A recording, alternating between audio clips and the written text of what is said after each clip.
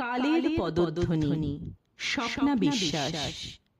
এই পৃথিবীকে নবজাতকের বাসযোগ্য করে যাওয়ার অঙ্গীকার তুমি করেছিলে কবি, আমরা তো করিনি। তাই দেখো, আমাদের কোনো দায়বদ্ধতা নেই। নির্বিচারে লুটে পুটে স্বার্থপরের মতো শেষ করে দিচ্ছি সব সম্পদ। যে সভ্যতা গুহামানবকে মহাকাশে নিয়ে গেছে, তার পিছু হাঁটার ইতিহাস লিখতে বসেছি।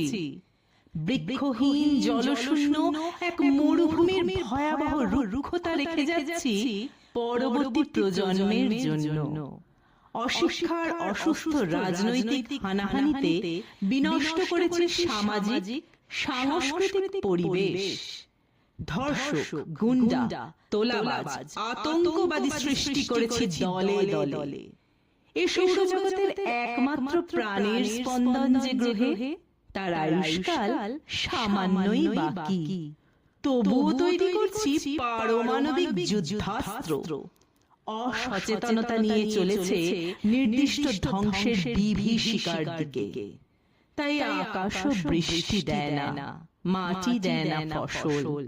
সামনে সুগভীর মৃত্যু উপত্যকা, শুধু সময়ের অপেক্ষা।